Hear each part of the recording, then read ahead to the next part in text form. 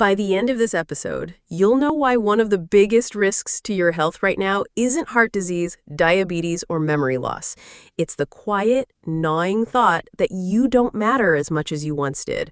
By the end of this episode, you'll know why one of the biggest risks to your health right now isn't heart disease, diabetes, or memory loss. That thought, left unchecked, can shave years off your life. Research proves it. But there's a way to turn it around, and it starts with something you can do tonight. Hi, everyone. This is Susan Miller, and welcome back to Senior Health Talks. If you've ever sat in a chair after the family has left or after the phone call ends and thought to yourself, I think they'd be better off without me, you're not alone. That single sentence is far more common than most people realize. And today, with Dr. Harper here with me, we're going to walk right into that feeling. Because the truth is, feeling like a burden is not just a passing thought. It can change the way your brain and your body work. And yet, here's the hopeful part, it's something you can fight back against and even reverse. That's right, Susan. Thank you for opening it so honestly. I want every listener to hear this. That creeping thought that you are somehow in the way, that you're more of a problem than a gift, has been studied by researchers for decades now. And it doesn't just hurt feelings, it shortens lives. A 2021 study out of the University of Michigan found that older adults who strongly identified with the belief that they were a burden were twice as likely to experience rapid health decline over 3 years. Twice as likely. That's not just a correlation, it's a red flag. That hits home. Because I remember a neighbor, I'll call her Evelyn, who used to walk every morning. She was active, cheerful, but when she lost her husband, she started saying to me, I don't want to bother the kids. They're busy. And within a year, she wasn't walking anymore. She'd lost weight, then got sick, and it wasn't that she suddenly had a medical condition. It was that she had stopped believing she was a blessing to anyone. I watched her shrink in front of my eyes. And Susan, Evelyn's story is exactly what researchers have been documenting. When someone starts to believe they're a burden, their body responds as though life itself has less meaning. Cortisol levels rise, inflammation markers go up. And here's the kicker. People in that state are less likely to take medications, keep up with appointments, or even eat properly. It becomes a loop. The more invisible they feel, the more their health suffers, and the more they withdraw. But the fascinating twist is that breaking even one link in that chain can start to reverse it. Wait, so you're saying this isn't a permanent state? That even if someone feels like that, there are ways back? Absolutely. And that's the piece that gives me hope. I'll share in just a moment what researchers in Japan discovered about a small social activity that cut depressive symptoms in seniors by nearly half. But first, I want to anchor this idea. If you've felt that heavy thought, I'm a burden, it is not proof that you are. It's proof that your brain is trying to adapt to a loss of role, a shift in how society treats older adults. That thought is a symptom, not your reality. Oh, I love that. A symptom, not a reality. That makes it feel almost like something we can treat instead of something we have to live with. Exactly. And treating it is both psychological and biological.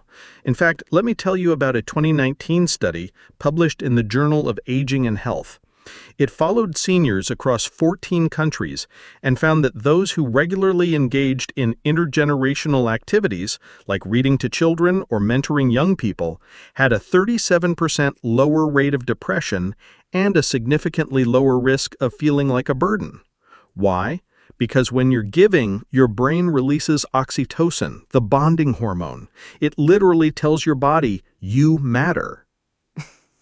So it's not just about keeping busy, it's about being needed. That's right. We are wired to be needed. That doesn't vanish with age. And here's the cliffhanger I promised earlier.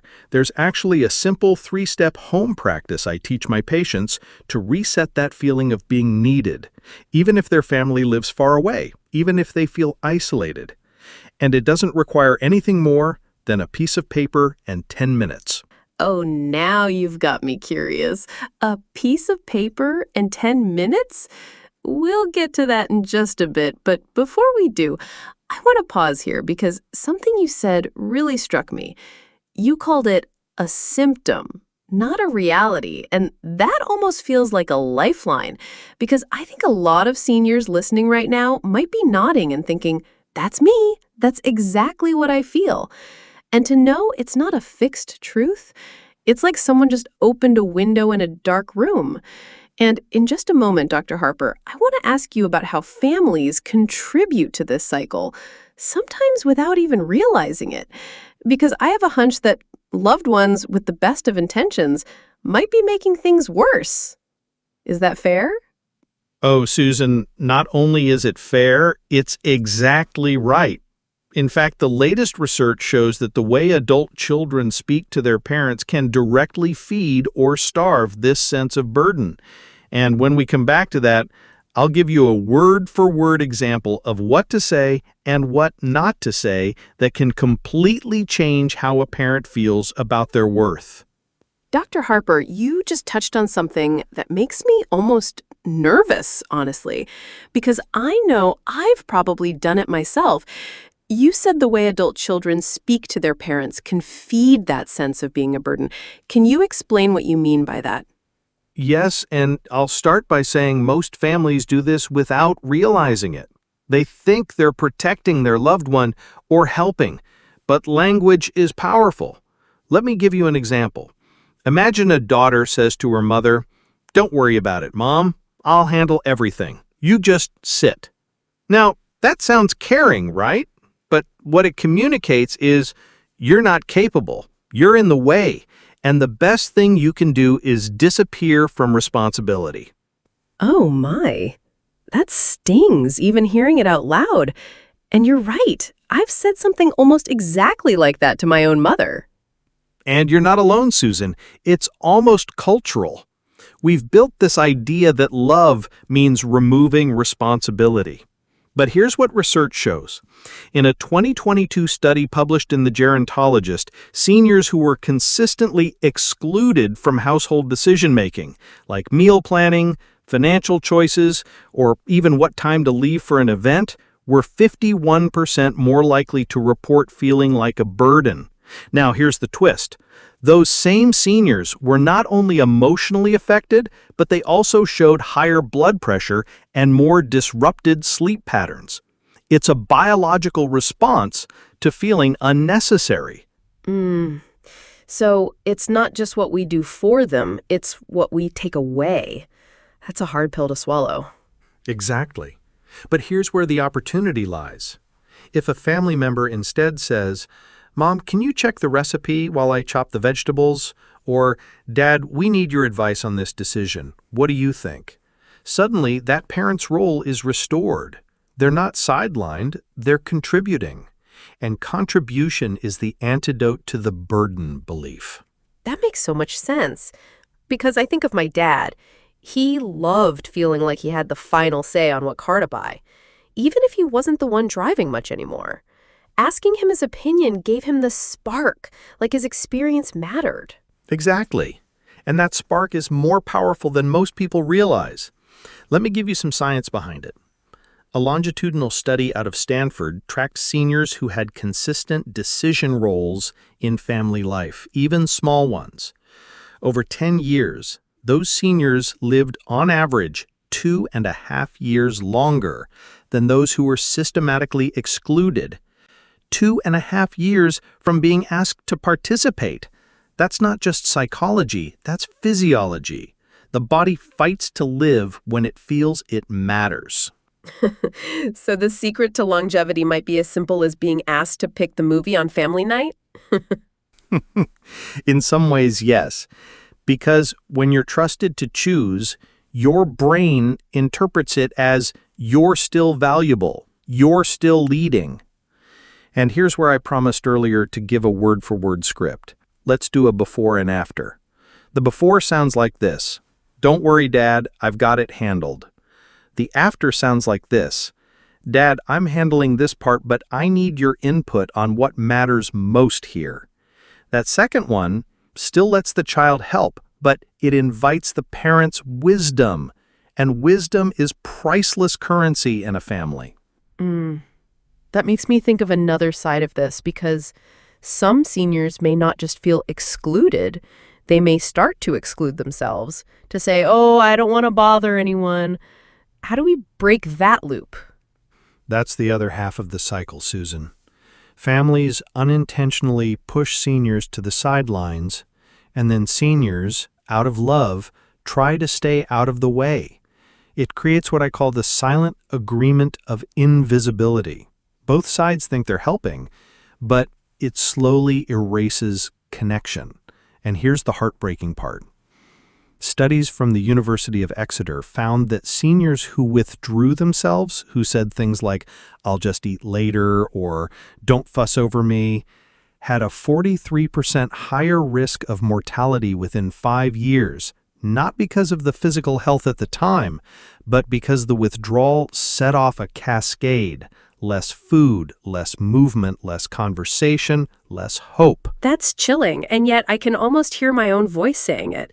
Don't fuss over me. It feels polite, but it's actually self-erasure. Exactly.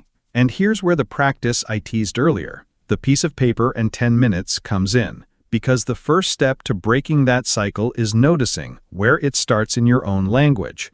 I often ask my patients to keep a simple journal for 1 week, just 1 page a night. Write down one moment you thought, I don't want to be a bother. And then beside it, write one way you actually contributed today, however small.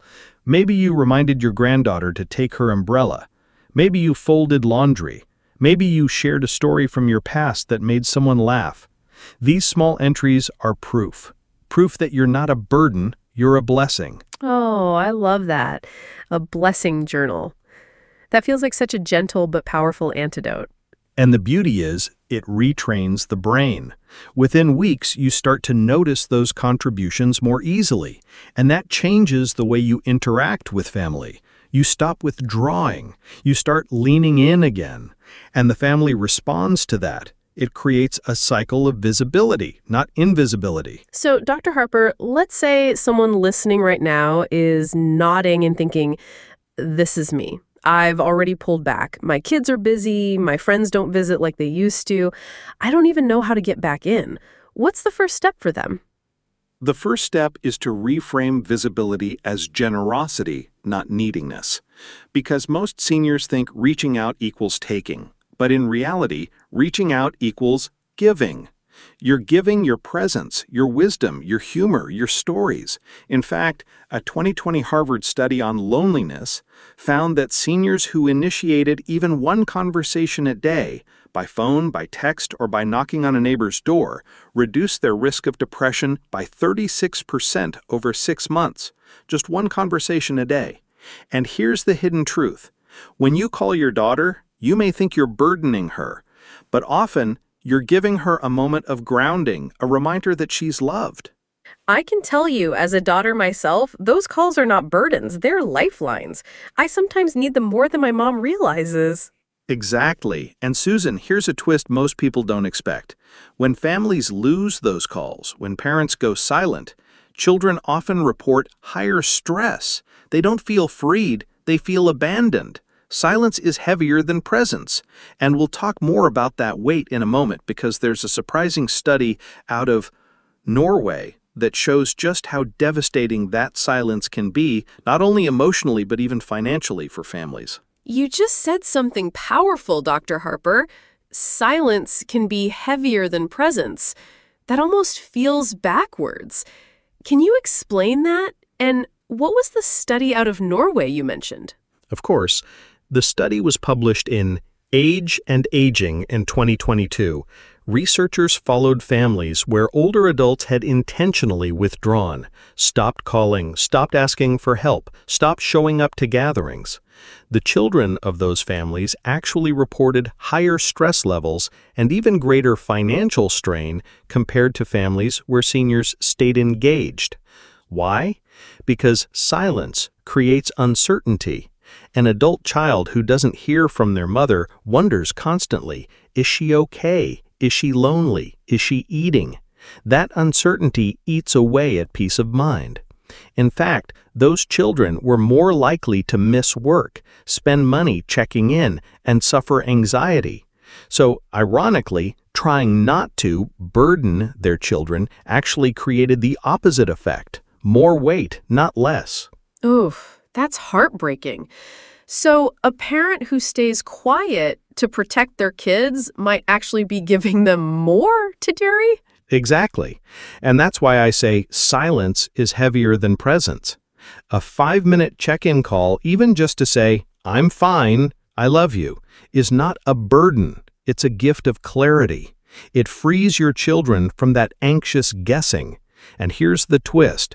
Those same researchers found that families with consistent light communication, simple texts, brief visits, actually spent less money on emergency care because problems were caught earlier. Visibility saves not only emotional weight, but financial weight.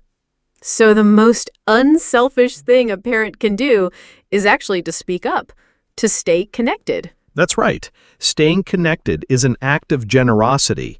Now, the challenge is many seniors feel that opening their mouth means opening the door to complaints or to being labeled needy.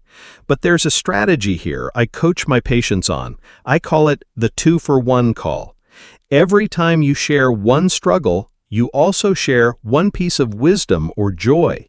For example, I had a rough morning with my back, but I also found an old photo of you that made me smile.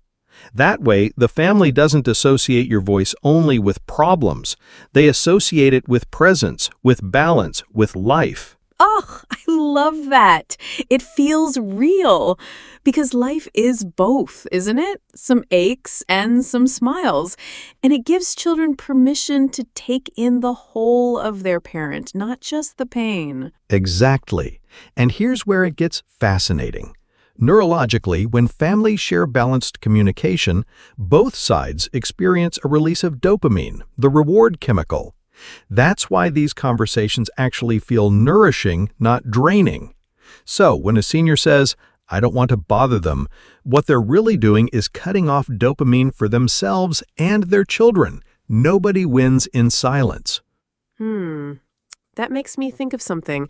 A listener wrote in once saying, "I feel like my kids sigh when I call." And I wonder, what if that sigh isn't about the parent? What if it's about the busyness of life? You're right, Susan. Most sighs aren't rejection, they're transition. The child may be in the middle of something, but that doesn't mean the call isn't wanted. And here's a tool for listeners. If you ever worry about being a burden, try saying this at the start of a call. "Is this a good time or should I call later?" That small phrase shifts the dynamic.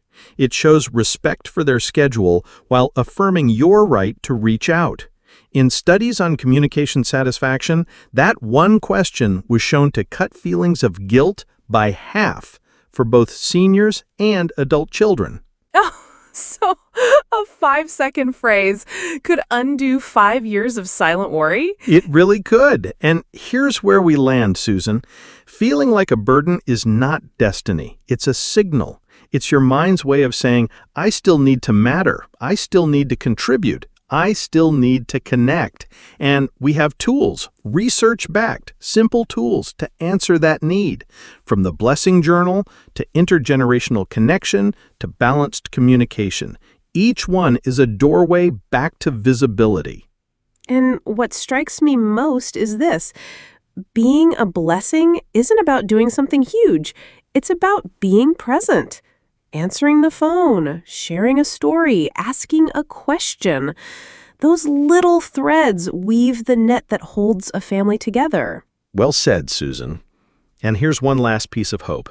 A 2023 meta-analysis in the Lancet Healthy Longevity showed that seniors who identified as a source of strength for their families, whether by emotional support, wisdom, or practical advice, had a 30% lower risk of mortality. 30%. That's the science proving what we've been saying all episode. You are not a burden. You are medicine for your family's life. Oh, friends, I hope you really let that sink in. You are medicine for your family's life. If you've ever thought you were a burden, I want you to hear Dr. Harper's words echoing in your heart tonight. You matter. You give strength. You are needed more than you know. And as we wrap up today, remember, this show isn't here once in a while. We're here every single day. So stick with us, because tomorrow we'll be uncovering something just as critical, the hidden signs of bone loss that every senior needs to know. Trust me, you don't want to miss that one. And until then, take 10 minutes tonight. Write down one moment you were a blessing today. Start building that evidence for yourself, because once you see it on paper, it becomes harder to believe the lie that you're a burden. Beautiful advice. Thank you, Dr. Harper. And thank you all for listening. This has been Senior Health Talks. Until next time, take care of your heart, your hope, and your voice.